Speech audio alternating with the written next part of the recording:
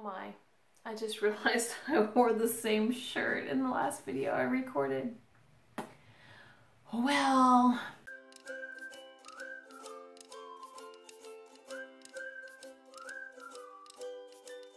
Hello everybody, it's Robbie here, and today I am coming to you with a review of WriteShop Junior.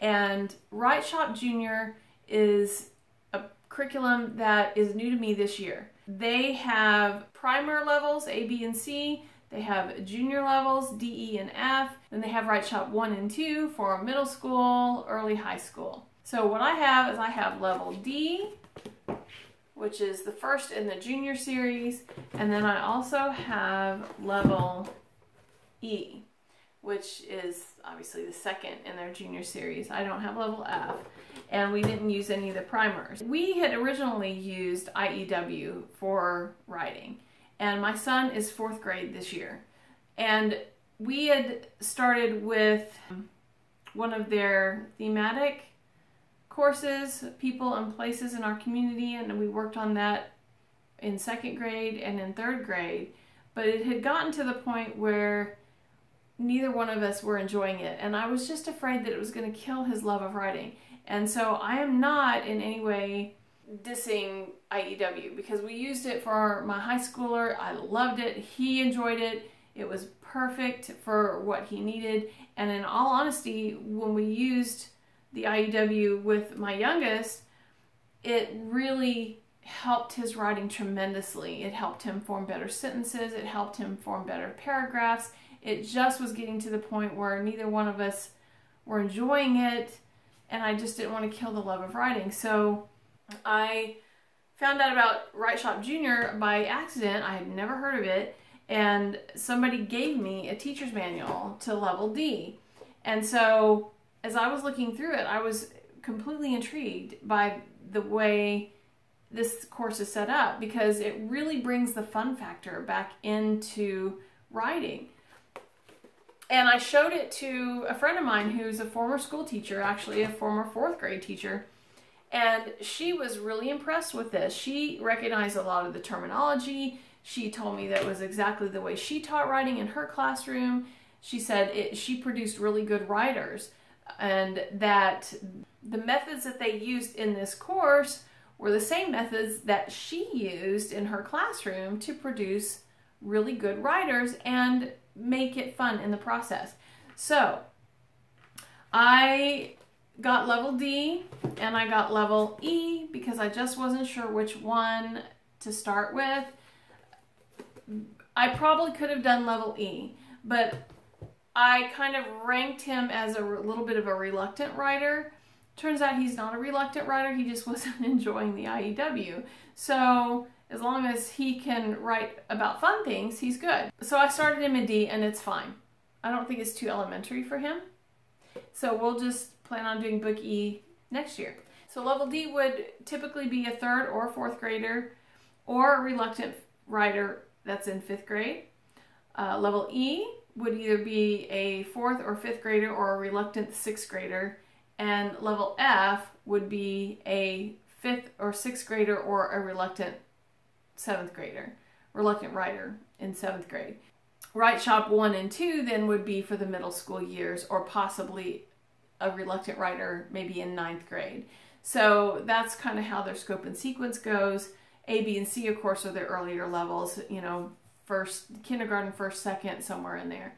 So with this course, you get a teacher manual, you get a student activity pack, which has 2 components to it, and I've already torn everything out and organized it, which I'll show you as well.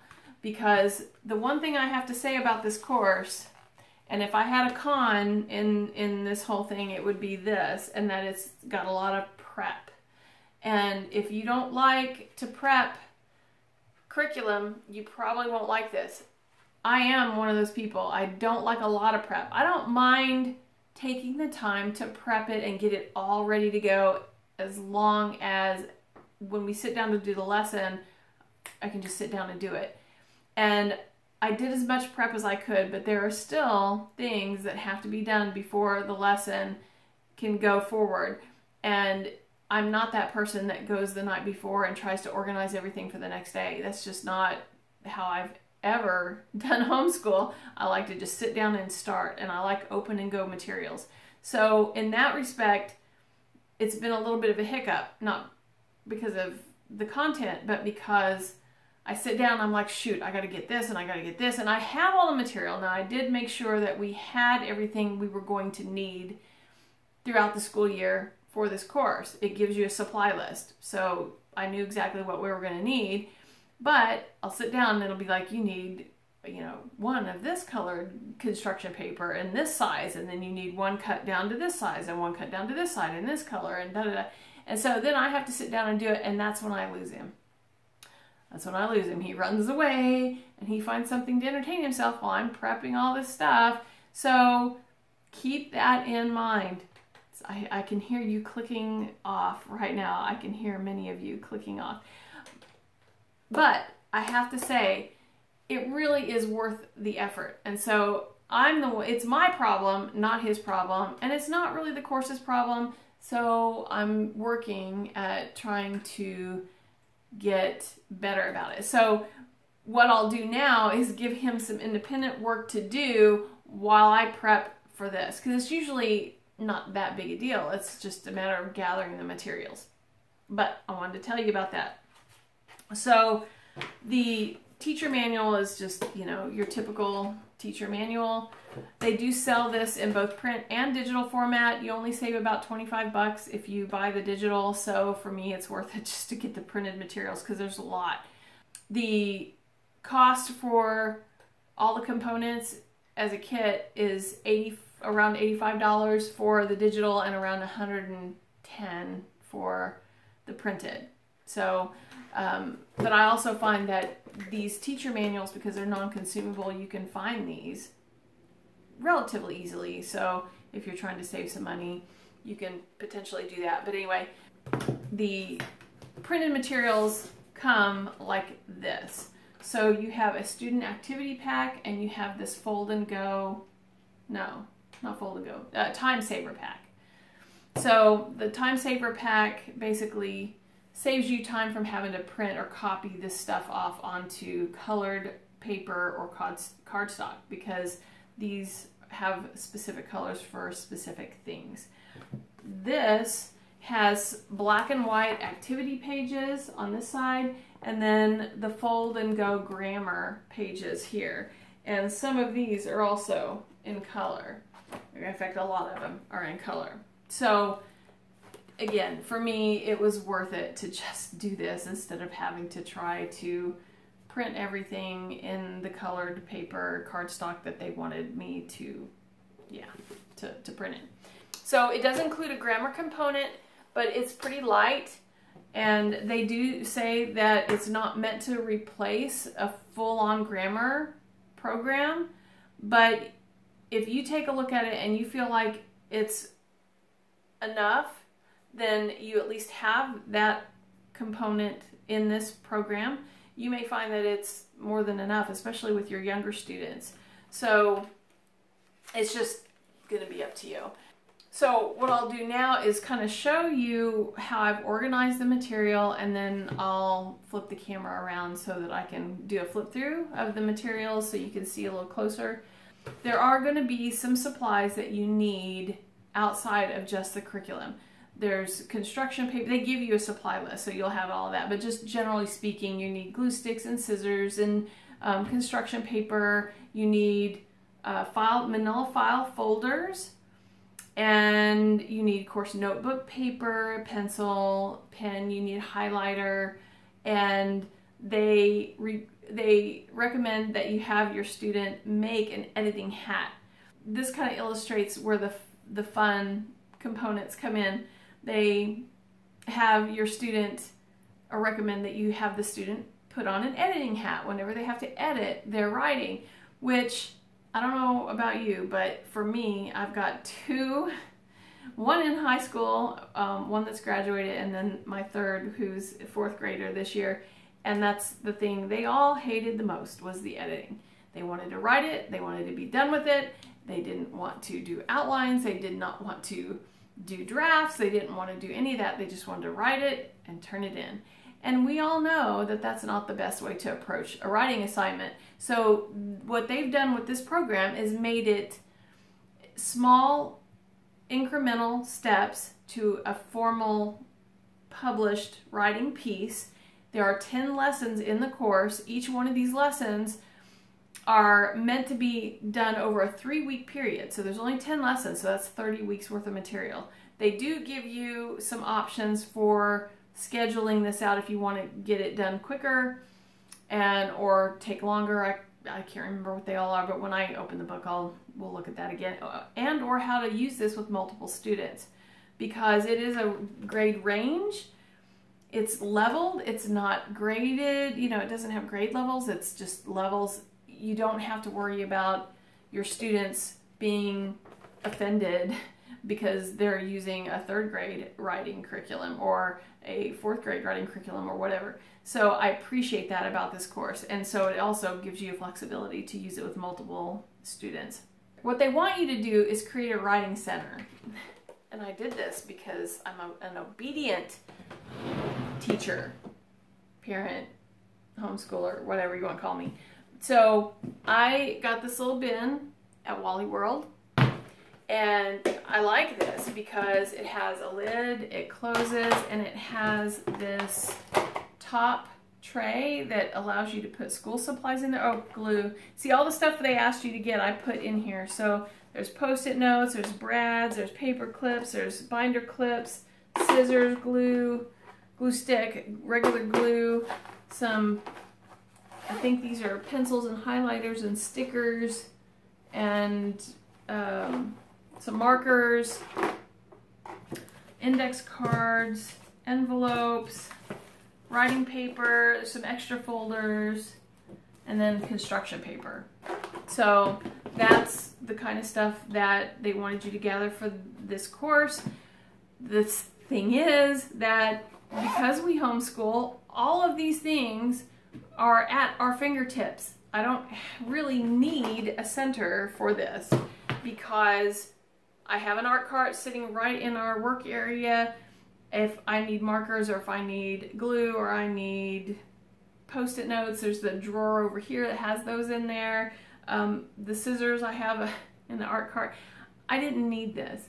I thought it might make it more special and more fun, but it really just overcomplicated something that didn't need to be overcomplicated. So I'm going to tell you right now, and maybe it's just me, but when I first looked at the teacher guide and all the things they wanted you to do, it was overwhelming.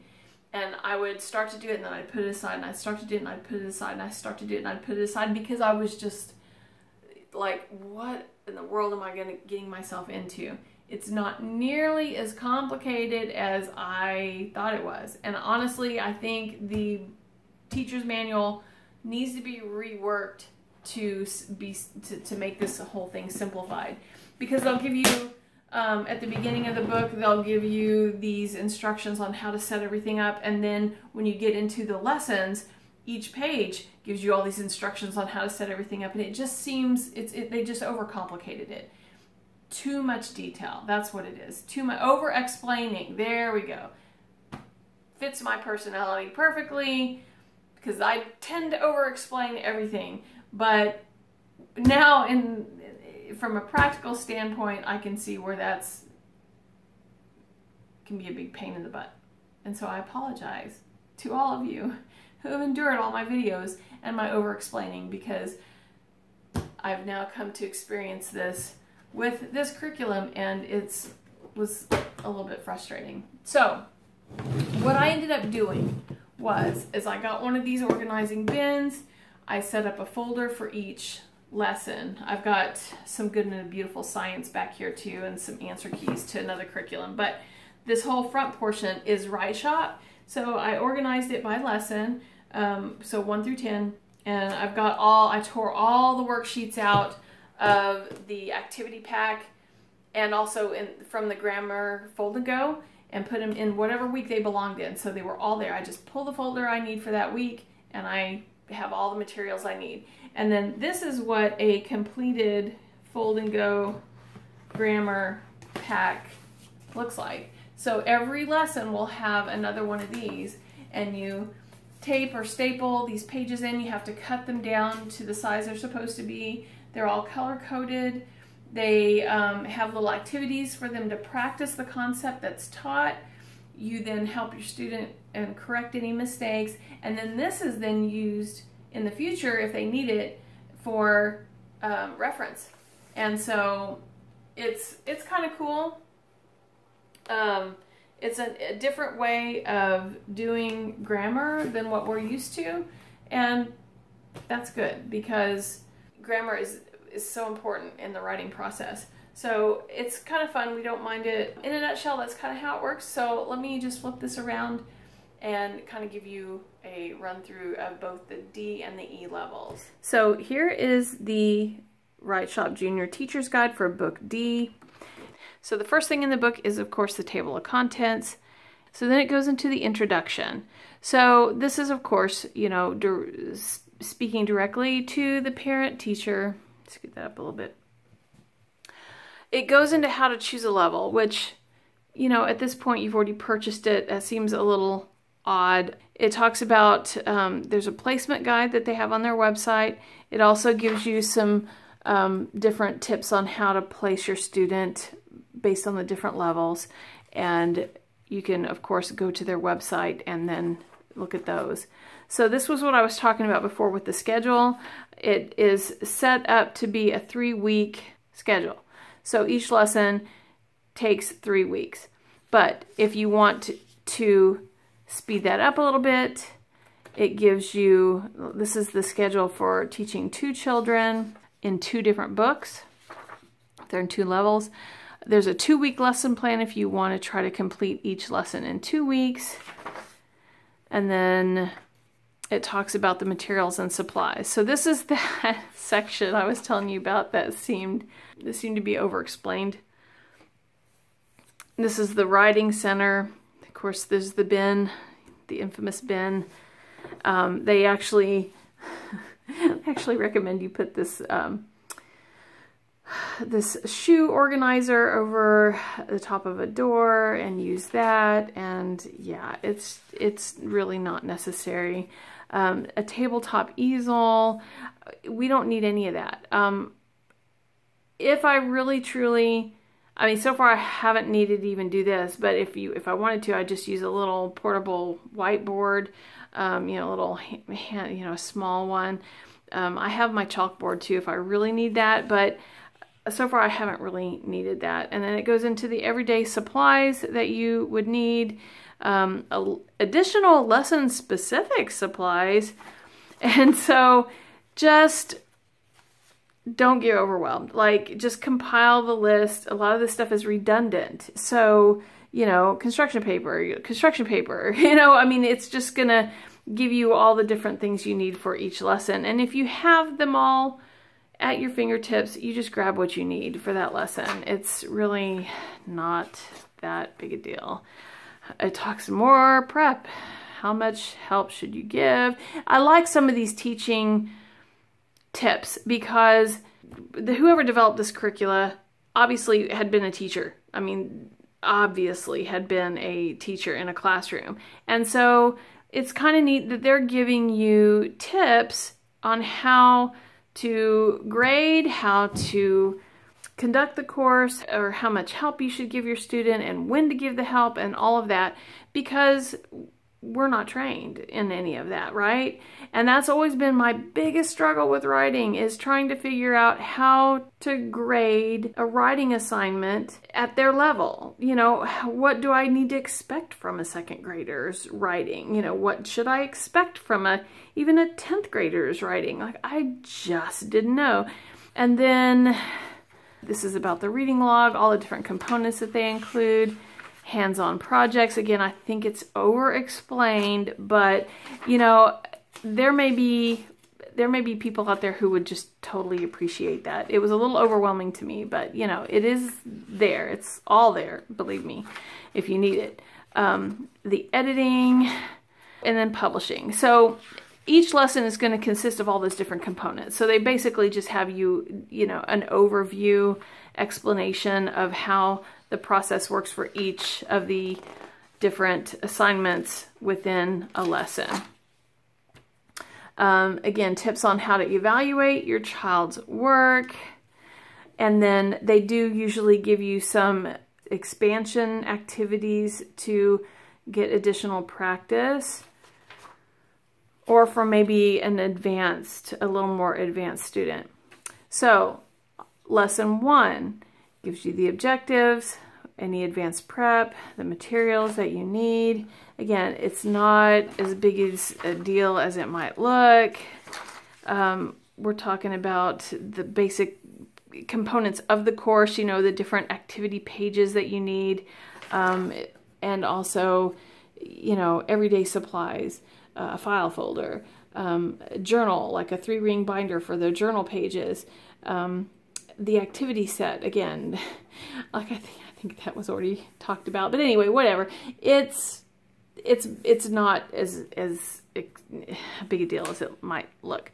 So now 1-1, this is the first activity within the lesson, and it will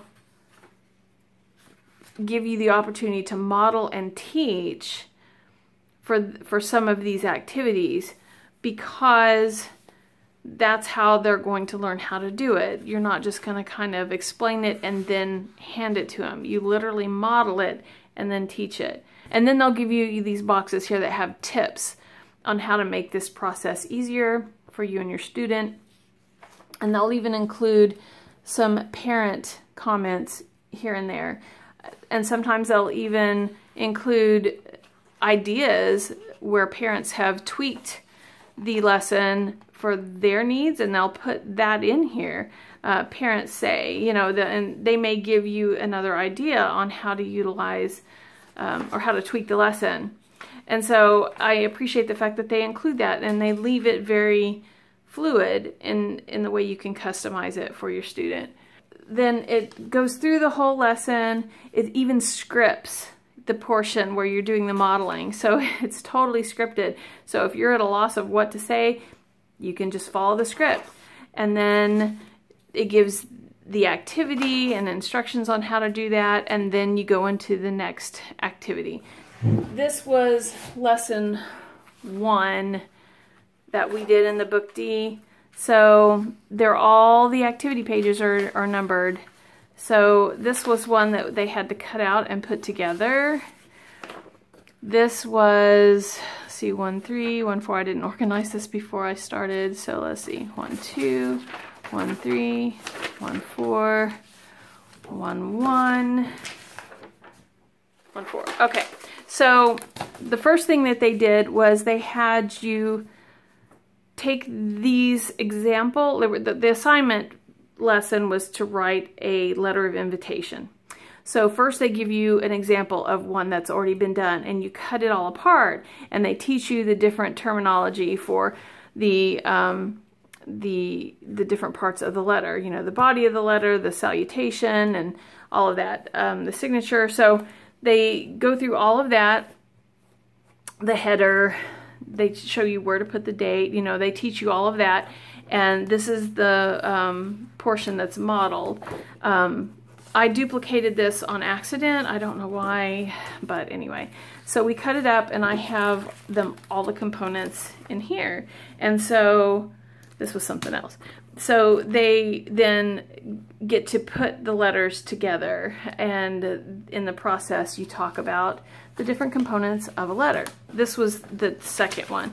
So this one was the different parts of a letter done in a robot, in robot parts, and they had to cut it apart and then put it together, and then again you talk about it, and yeah, it's just a fun way to reinforce that information.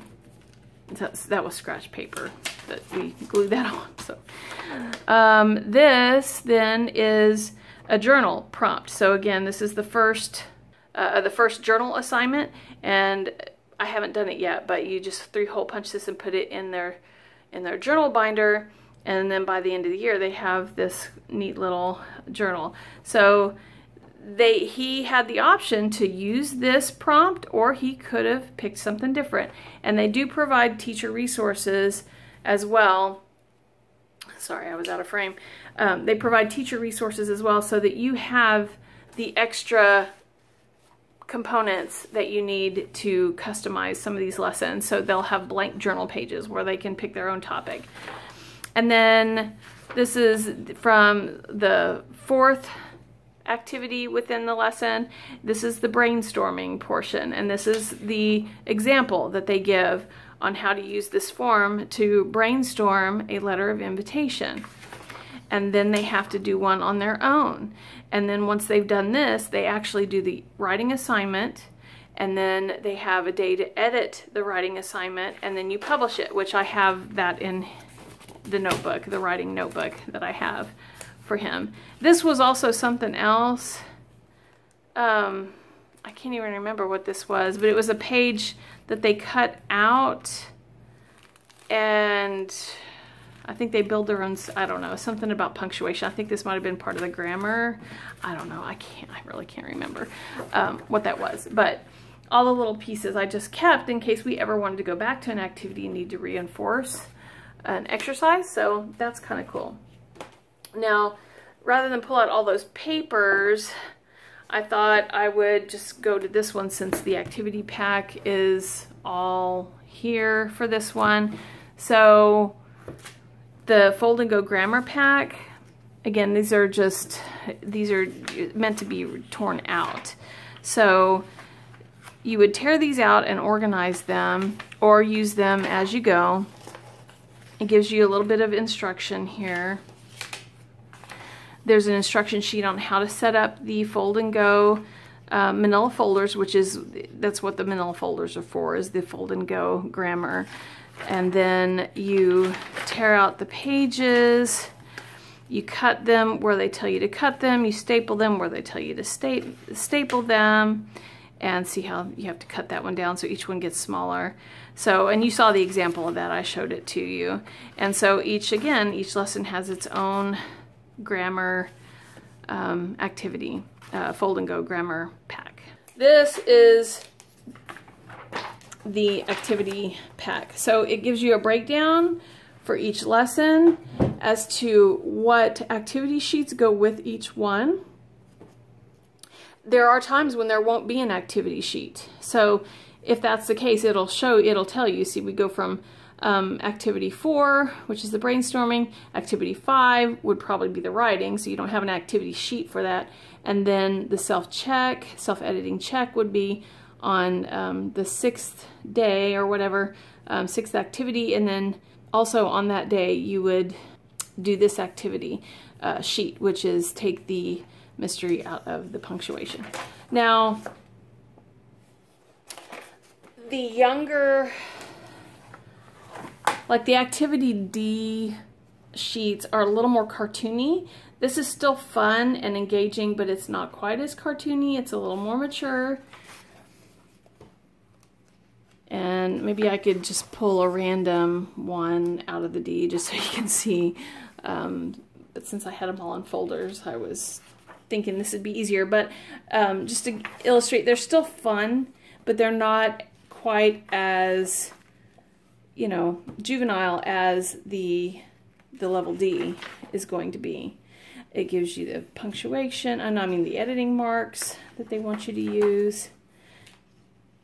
So I like that these are all kind of done for you. I'm a workbook junkie. I like workbooks. I like work pages. I don't want to have to find these, and I'm a very visual person, and my son is too. So we appreciate the activity sheets and workbooks so that we don't have to do those kinds of things on our own. It makes it more fun to work. And then the self-editing check, so you'll get one of these every time you publish. There's a checkbox for everything that they're supposed to make sure is included with the writing assignment, and that's pretty much how it goes. So this is related to another activity.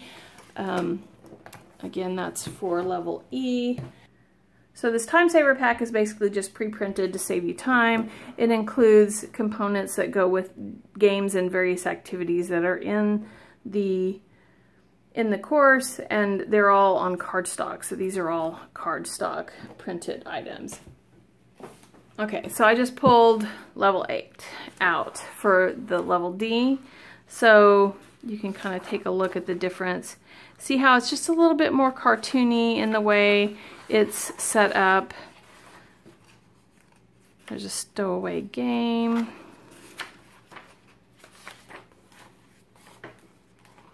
That's the instructions for the game, it looks like. See, we have the cartoony knight up here. There he is again.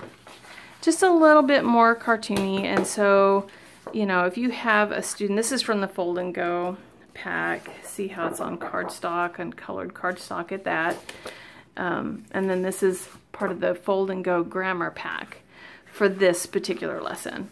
So I just have those all separated out. So anyway, I hope this helped you. If you've been curious about the WriteShop, and of course, go to their website if you really want to see some samples up close and take your time looking at those.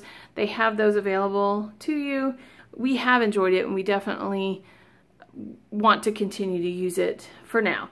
I do plan on eventually going back to IEW if we need to, but for now I'm going to stick with this and see how it goes. And hopefully the prep is not going to keep holding me back, because we haven't done a whole lot, because I was intimidated. It took me a long time to finally get it all set up, and then when we finally did, you know, I've run across a couple of times where I didn't plan very well and we didn't get to it. So that's my fault, but really truly he enjoys this. He does not dread or have any reluctance to write with this course. So anyway, thank you so much for coming to my channel today. I hope that you found this interesting. If you have any questions, I will be happy to try to answer what I can. And if you like this kind of content, I would love it if you would hit the notification bell, subscribe to my channel, or vice versa, and like this video. It really does help me out, and I will continue to create more content for your viewing pleasure. And you have a great rest of your day.